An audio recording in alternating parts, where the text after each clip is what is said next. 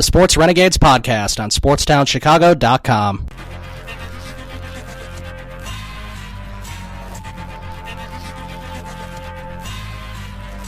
All right, welcome back to the Sports Renegades here on SportsTownChicago.com. I'm Ryan Stuprich. And I'm Ryan Risky. We are talking about the NBA. We talked about the NBA Finals. The Golden State Warriors have won, their second title, I guess. In 3 years. Their second title in 3 years. A lot of people were hoping this would be another competitive series like last year's was. It ended up not being that way, really. And after a bad loss from Cleveland in Game 3, where they really should have won that game. And so you kind of wonder how the rest of the series would have played out if Cleveland had won that game. Right. Well, you'd be going back to Cleveland now, probably with the Warriors up 3-2. You'd be going back to Cleveland and trying to win on your home floor again, which if they did that twice before, they probably would do it again. And you'd be looking at another Game 7 in Golden State. So that would have been nice if that happened. Unfortunately, it didn't. Talking about the Bulls, as you know, now the NBA is over. Now we got to talk about the crazy Bulls offseason. Last year's offseason was pretty crazy for the Bulls. I don't think we're going to see the same craziness this year. It looks like, the way things are going, they're going to pretty much have the same team. Yeah, they're going to stand pat and continue with Gar Forman's retool. Retooling, not rebuilding, retooling, right? And they're and Niko Mirotic may not be back, but I guess Gar wants him back. Yeah, I heard both sides want him back. The Bulls want him back, and Niko wants to continue to play for the Bulls.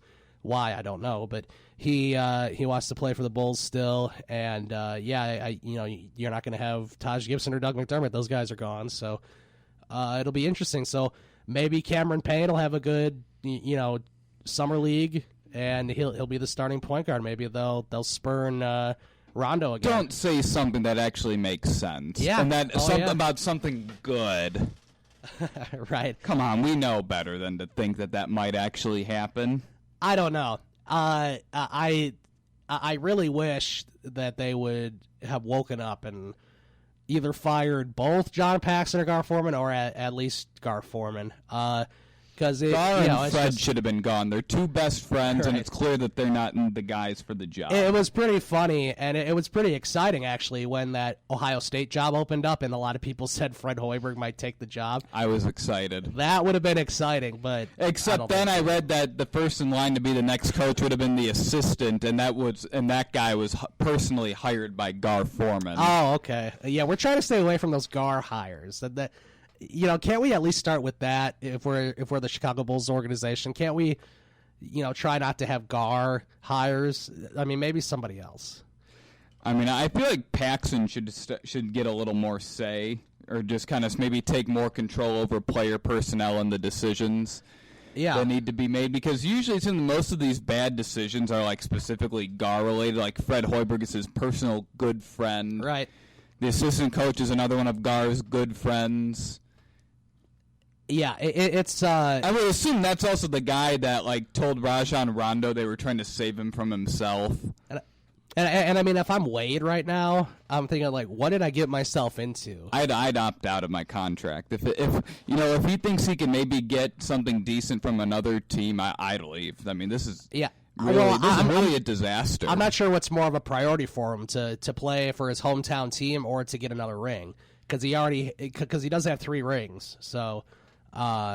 It'll be interesting to see. I think until he realized the mess that had been created. I think until he realized that after he signed, and that's why. And now he has that player option because it seemed like I read he had a very positive meeting with John Paxson, and he's still undecided. Okay, that makes me think he didn't hear what he wanted to.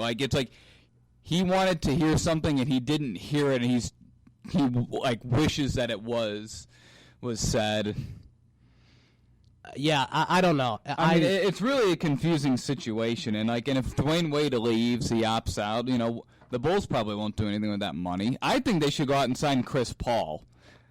And I know I know we talked about this last time. Yeah, too. They're not going to do that because they have Rajon Rondo, and the young players love him. Right. You got Rondo, and then you got Cameron Payne, the almighty Cameron Payne. Oh, that's another thing. That Cameron Payne's the point guard of the future, so they don't need Chris Paul. Guy from Murray State going to be starting NBA point guard in the NBA. I don't see it, but, whatever.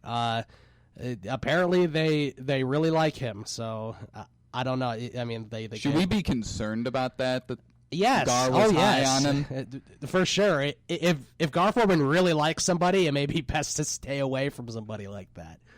But they didn't do that. And this is just what's been proved. I guess every single draft pick Gar has made, the past few years has not been good. And it's not that it's been bad picks; they've been awful.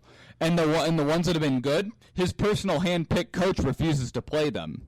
Right. Guys the one guy, Bobby Portis, who's actually shown some potential, wasn't even getting minutes last year. No, he refused to play him. Denzel Valentine was hurt for a little bit, but also when he was healthy, didn't play him that much either, and he was like the MVP of their summer league. Not that matters, but he played really well, it seemed.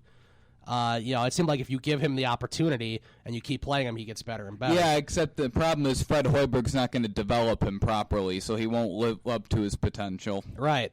And it's a mess, and it's really not good. Well, and it gets worse because you're always going to be chasing, no matter what you do, in this retooling, you're always going to be chasing Cleveland, and you're always going to be chasing Milwaukee. Well, not only that, they're also trying so hard to get the 8th seed to get into the playoffs and then pick 15th overall every year. Yeah, why would you want that? Yeah, why do you getting the 8th seed just to lose to the number 1 seed? I mean, good. You're pretty much just setting yourself up to beat Indiana and Detroit, and nobody really cares if you beat those two teams in your Central Division, your crap Central Division, where Cleveland just runs away with it every year. I mean, and really, though, when you put it that way, it's like, what's the point of trying super hard to get to the playoffs when you're just going to be the 8th seed? Why don't you want a lottery pick to try to get someone that can help the franchise? Right, because, I mean, it's a different scenario because that would never happen again. But what if you end up getting somebody like Derrick Rose? Or what if you just lose? Changes around the franchise. What if you just completely miss the playoffs and you have a good percentage of getting a high pick? Yeah, at least put yourself in the opportunity to let that happen. And they're not even giving themselves an opportunity. So that's they want to give themselves the opportunity, except the chance to make the playoffs is just too good. It's what it sounded like in the end of season press conference anyways. It's that playoff revenue, and they did good last year, and if Rondo didn't get hurt, they would have beat the Celtics, Ryan. That's what everyone was saying. Yeah, because Rajon Rondo's the reason, that the reason that they didn't win. Oh yeah, he's the reason. That means your roster's not very good. I mean, he played well, but come on, they were not going to win that series. They won those 2 games in Boston. It was kind of a fluke, and then Boston came right back and beat them twice in Chicago. So now let's say if it was Jimmy Butler that got hurt instead of Rondo when they went up 2-0, then maybe you could actually have an argument that's like, if Jimmy Butler didn't get injured, we could have had a chance to win a few more games. Sure. Except like Rondo. Yeah. I mean, Rondo's not regarded as one of the best players in the NBA, so you can't say that with him. So it's just a lot of things that come out of their mouth is pretty foolish. That's for sure. And I don't know what they're going to do. Sometimes I feel like they think that the Bulls fans aren't very smart, and they think they're just talking to Which clowns. A lot of them aren't, but some of them are. They know that they're smart enough to know that Gar Forman has not been doing a good job. And they should be smart enough to know that they're not winning a title anytime soon. I think everybody knows that except Gar. Although 28 teams in the NBA probably feel that same way as well. It's going to be Cleveland and Golden State for a while. 27, you still got the Spurs. Yeah, well, especially if you're right and James actually does leave Cleveland, then that I guess that would open the door for another couple of teams. But yeah, I don't know. It's very interesting times. The NBA as a whole, I think you're right. It's too predetermined. We already have. And the it's not exciting. No, you don't even care to watch the games.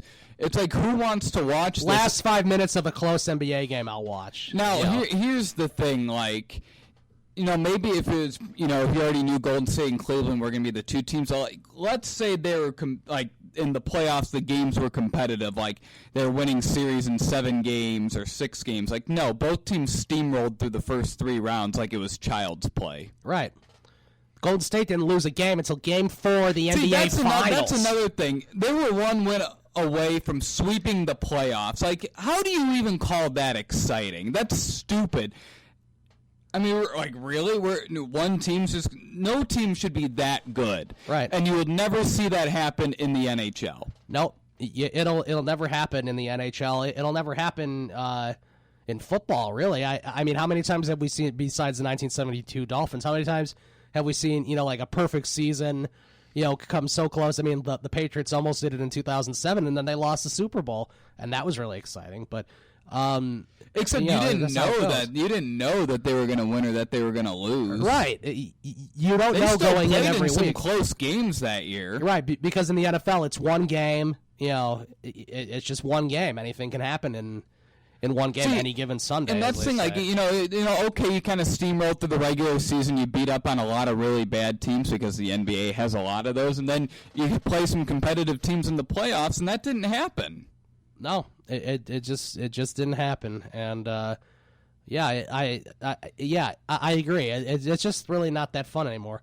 We're gonna take a break. We'll come back. We're gonna talk about the Cubs, as they've been another team that's not been very fun to watch. They've been very frustrating. Let's put it that way. But they still have the talent to get it done. Obviously, we'll talk about what moves they should make at the trade deadline, because I think there probably should be some moves coming, especially to acquire a starting pitcher. So we'll talk about all that and the MLB coming up next. Sports Renegades, SportsTownChicago.com. The Sports Renegades podcast on SportsTownChicago.com.